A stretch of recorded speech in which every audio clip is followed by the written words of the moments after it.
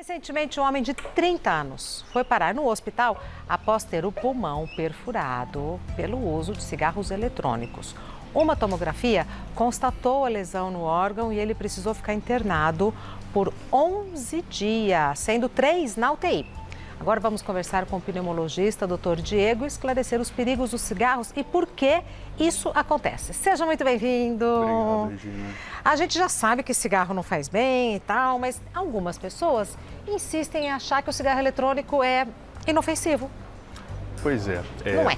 O cigarro eletrônico ele é só uma forma diferente do tabagismo, com tantos malefícios quanto ou até mais do que o cigarro tradicional. Então... Ou mais que o cigarro tradicional, ou doutor? mais. Ele traz com ele algumas novas doenças que até agora não tínhamos visto com o cigarro convencional. Jura, por exemplo? Então você pode fazer uma inflamação, um tipo de pneumonia numa fase mais aguda ao inalar, por exemplo, isso. Alguns deles têm partículas de óleo que você, quando inala, acaba depositando no alvéolo. Então, isso, por exemplo, não acontece com o cigarro tradicional habitualmente. E por que às vezes causa perfuração, como o caso desse moço? 30 anos, eu acho jovem. Então, quando a gente fala em perfuração pulmonar, existem causas diferentes, né? No caso dele, o que pode ter acontecido? De repente, um broncoespasmo grave, crise de tosse mais intensa, alguns fatores que podem fazer com que se rompa aí algumas partes do pulmão e entre a caixa torácica e o órgão. Bom, vamos aos mitos e verdades sobre esse assunto? Vamos. Doutor Diego Henrique Ramos, é mito ou verdade que fumar de vez em quando não afeta a saúde? É mito. A gente sabe que não existe essa questão de fumar esporadicamente, fumar às vezes isso.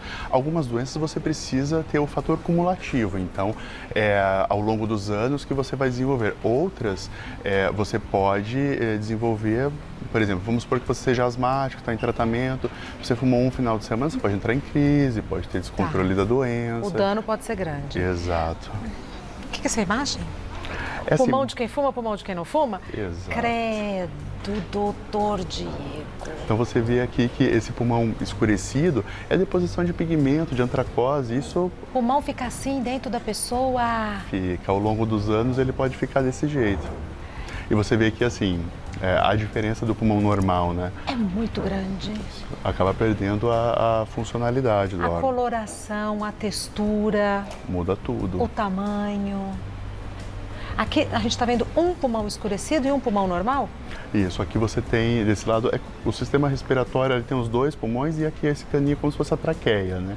Então você tem o de lá, normal, o de cá, aí pós-enfisema, deposição de antracose. Então, Pulmão você tem é um os órgão dois. grande então, hein? Grandes, são grandes. Eu achei que fosse menor. E o pulmão de quem fuma, inclusive, diminui de tamanho? O pulmão de quem fuma ele pode sofrer várias alterações. Se você tem, por exemplo, o DPOC, ele pode inclusive expandir, aquela sensação que o tórax está sempre cheio, dificuldade de puxar o ar, né? Mas, por exemplo, em fibrose pulmonar, você pode ter a redução do órgão aí que vem com a dificuldade respiratória. Entendi. Bom, vamos continuar então. É mito ou verdade que cigarro eletrônico é menos prejudicial do que o cigarro tradicional, partindo do princípio de que ambos fazem mal à saúde? Sim, é mito que ele é menos prejudicial. Eu acho que o cigarro tradicional, nós já sabemos quais são os prejuízos a curto e a longo prazo. O cigarro eletrônico, nós temos uma ideia do que vai acontecer a longo prazo, pelo fato de ter substância cancerígena, né? Mas não temos certeza, então podem vir surpresas aí ao longo dos anos. Nós não temos, por exemplo, uma população que fumou 30 anos de cigarro eletrônico, até para saber qual vai ser o prejuízo. Se aumenta a incidência de tumores, né? Então... A pessoa está se arriscando, inclusive, a desenvolver outras patologias que não são conhecidas, porque não cobaia. Exato. Se nós voltarmos, por exemplo, no tempo, lá no começo do cigarro tradicional, a propaganda envolvia charme, a pessoa... Saúde. Exato. Disposição. Exato. E aí, ao longo dos anos, nós vimos que é exatamente o contrário, né? Redução da saúde, da vitalidade. Eu sou ex-fumante, faz 20 anos. Tenho vontade de fumar até hoje, doutor. Mas não acendo um cigarro. Ô vício, viu? E é difícil porque se você acende o primeiro, a gente fala que volta a fumar, né? É difícil, não fica no primeiro. É difícil porque é gostoso. Entendeu? E aí, assim, mas só que nem tudo que é gostoso faz bem, né? Então, assim, todas as vezes eu falo, assim, faz 20 anos que eu parei de fumar, foi muito difícil parar. Eu fumava 3 cigarros ao dia. Sim. Foi muito difícil parar, porque eu queria parar de fumar, parei. mas foi muito difícil. Tanto é que o que a gente sempre orienta é realmente sem cigarro nenhum. Sem Se cigarro você pega nenhum. o primeiro cigarro, volta a fumar, né? Eu parei várias vezes ao longo da vida, definitivamente há 20 anos. Ótimo. É um investimento em saúde. Nossa Senhora. Bom, é mito ou verdade que fumar narguilé é o mesmo que fumar sem cigarros? Narguilé, é narguilé que fala? Isso, exato. Não gosto. Então, esse é uma forma clássica de tabagismo, mais questão do Oriente, que veio para cá e agora é super popular. Lembrar que o narguilé, ele tem a questão de tempo de tabagismo. Então, por exemplo, é muito comum, né, você ver os adolescentes com os amigos. Antes da pandemia que eu ia correr no parque, eu via as pessoas em rodinha, conversando e tal. E aí, baseado no tempo de tabagismo, no tempo de exposição, você pode fumar até mais de 100 cigarros. Até mais. Então, porque fica ali às vezes a tarde toda. O dia todo. E dá um barato? Ele não tem filtro, ele leva mais substância, né, pro organismo. Ele pode... Dá um certo torpor, eu imagino. Pode dar um pouquinho. Tá. O que mais que a gente tem aqui? Aqui é o cigarro tradicional, né? Isso, e tem o fumo também, que é quando se faz o cigarro, a pessoa enrola o cigarro, fumo de corda, né, tradicional. É menos prejudicial esse? Não, então, até que eu você vejo pode algumas... enrolar assim, ou na palha ou na seda. Isso, eu vejo algumas pessoas dizer que não tem conservante, que é natural. Na verdade, não, quando eu vou fazer, por exemplo, a conta do quanto a pessoa fuma, se é um cigarro artesanal, você multiplica esse valor por 3 ou 4, para falar de nicotina em relação ao cigarro tradicional. Tá. Aqui tem outras substâncias. As substâncias são muito semelhantes, mas em questão de nicotina... Aqui tem muito mais. Tem muito mais. Tá. Aqui o que é? O cigarro eletrônico? Nunca fumei. Cigarro eletrônico, Nunca exato. fumei. Esse a gente vê que é amplamente distribuído, né? Você acha hoje na porta de bares e... Doutor, como é que funciona? lugares. Eu coloco fumo aqui dentro? Como é que é? Não sei como é que funciona. Alguns modelos, acho que a maioria deles hoje ele é descartável. Você acende, ele já vem com líquido dentro, ele tem uma resistência que vai transformar aquilo em vapor quando você puxa e acabando você descarta. Alguns outros você abastece com o líquido. Esse líquido é uma essência? Esse líquido é uma essência, exato. Tem nicotina, tem... Você tem com nicotina, sem nicotina. E sem nicotina também faz mal? Também faz mal. Lembrar que você está inalando uma fumaça, né? E isso pode irritar a via aérea, pode trazer uma série de consequências. E assim como o cigarro tradicional ou o cigarro artesanal, o cigarro eletrônico também prejudica a saúde de quem está próximo? Também. Isso, imagina, por exemplo, que você está com um cigarro eletrônico e tem um asmático grave do seu lado. Então, qualquer substância que irrite via aérea pode fazer com que ele entre em crise. E uma coisa que, por mais que as leis de tabagismo proíbam o tabagismo em lugar fechado, o eletrônico você vê que as pessoas às vezes Não consomem respeitam. isso em local fechado. E o narguilé, como é que funciona? O narguilé, ele tem uma parte que você acende, né? Pera lá, vamos mexer. Vamos. Como é que é? Eu não sei, nunca mexi. Vai, doutor. Isso aqui é uma borrachinha normal. Parece uma mangueirinha de jardim. Isso. Em geral, você vai colocar o líquido aqui. Peraí, coloca o líquido... Vou mostrar na câmera.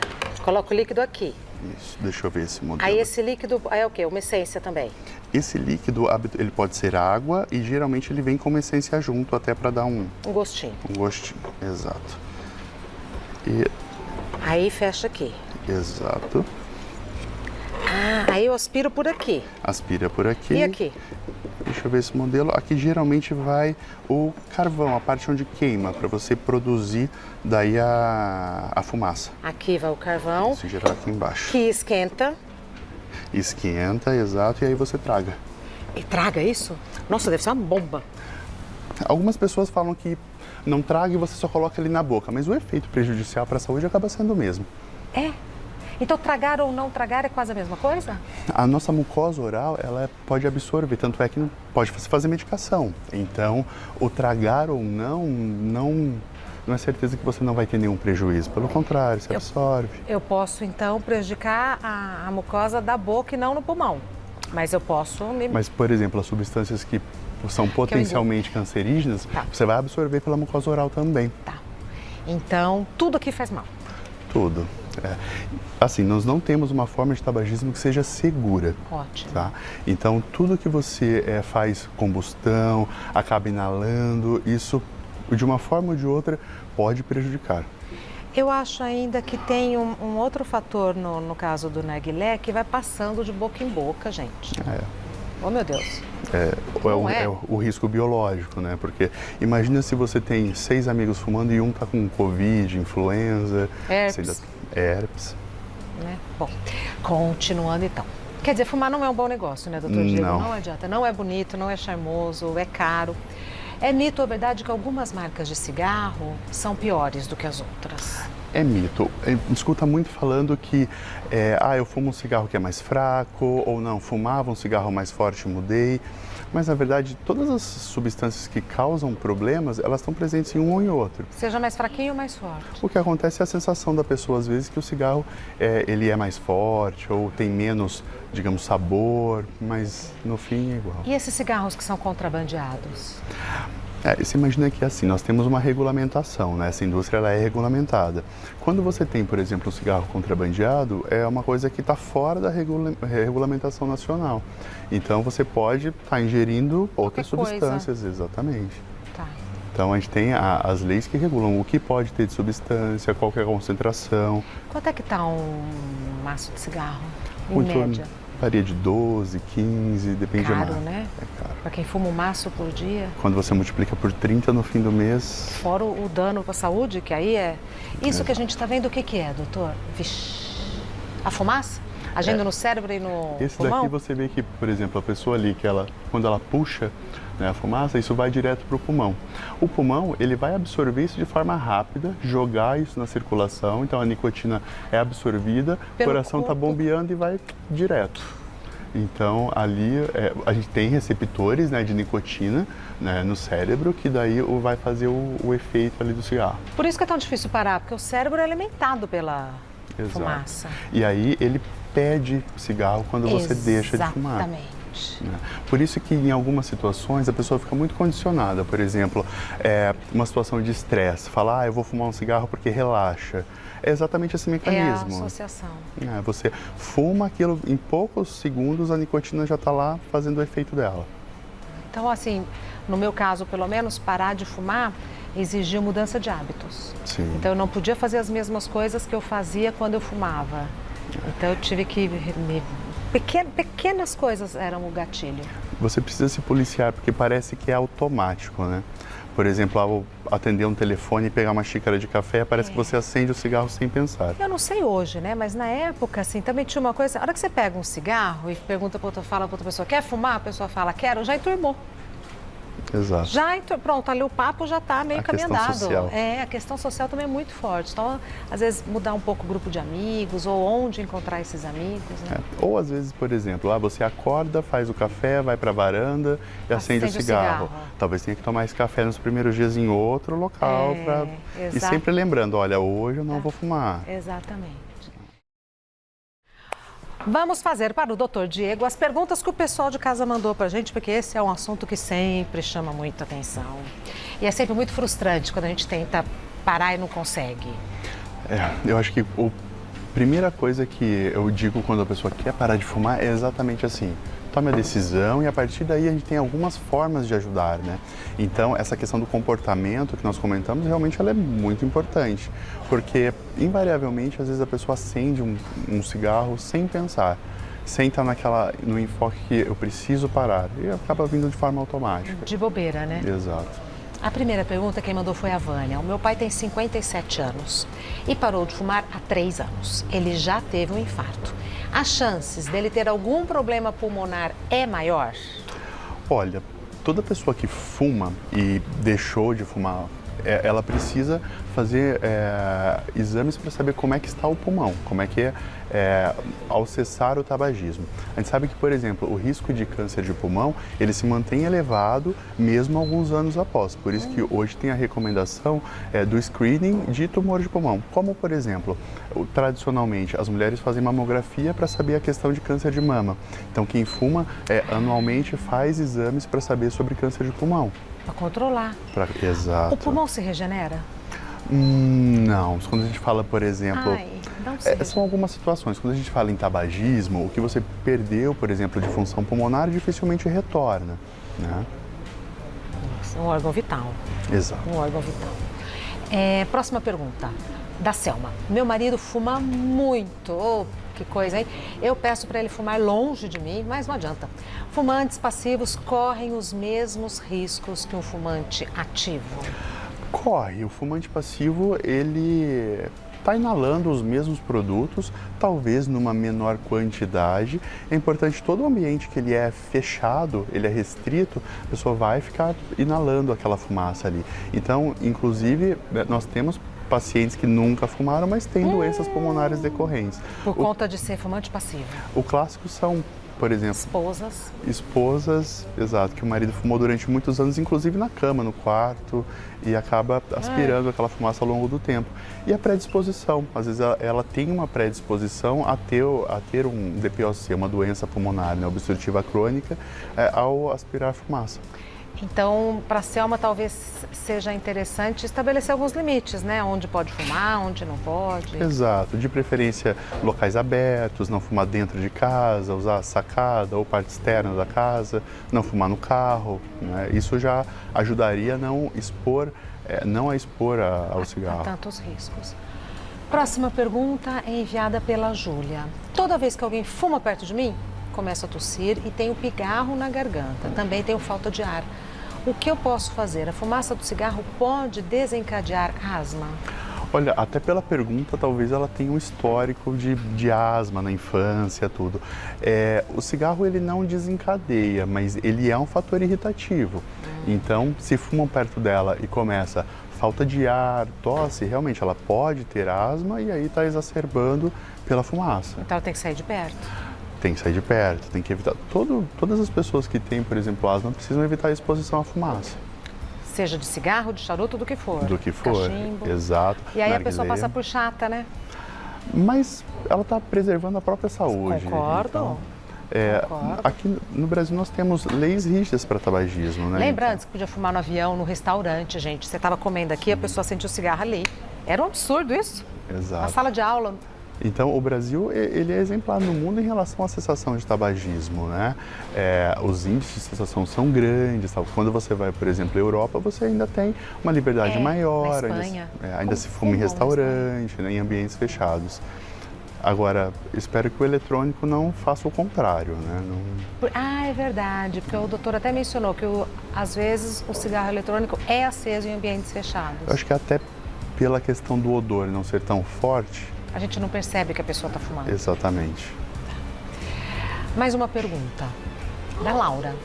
Nunca fumei nada, porém, fui a uma festa no final de semana e experimentei narguilé. Agora venho apresentando chiado no peito quando respiro muito forte. Isso pode ser bronquite ou alguma alergia? Laura.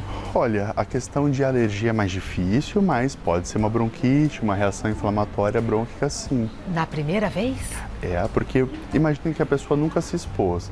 Quando a gente fala, por exemplo, de bronquite, vamos supor que ela já tem a bronquite lá da infância. Pronto. Que não tinha manifestação nenhuma, mas ela se expõe a uma grande quantidade de fumaça, de substâncias tóxicas. Vai saber quanto tempo ficou. Exato.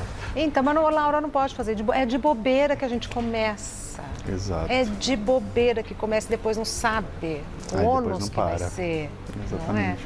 Não pode fumar de bobeira, de jeito nenhum, nada. Porque depois para parar é um perrengue e faz mal para a saúde. Vou dar o Instagram do Dr. Diego. MIP Medicina. MIP Medicina. E também o Instagram do Dr. Diego Ramos, que é drdiegoramos.pneumo. drdiegoramos.pneumo. Muito obrigada por ter vindo. É sempre muito bom conversar sobre esse assunto, porque teve uma geração que não achava interessante fumar. Mas eu tô vendo essa geração agora, 13, 14 anos, todo mundo com cigarrinho na mão. Eu falo, mas andamos para trás, gente. Sim, parece que quando a geração da década de 50, por exemplo, que era muito adepta ao cigarro tradicional, né? Se você teve com o cigarro eletrônico, parece que realmente voltamos no tempo. Voltamos. E para quem tem adolescente em casa, doutor Diego, qual a orientação? Porque falar não faz...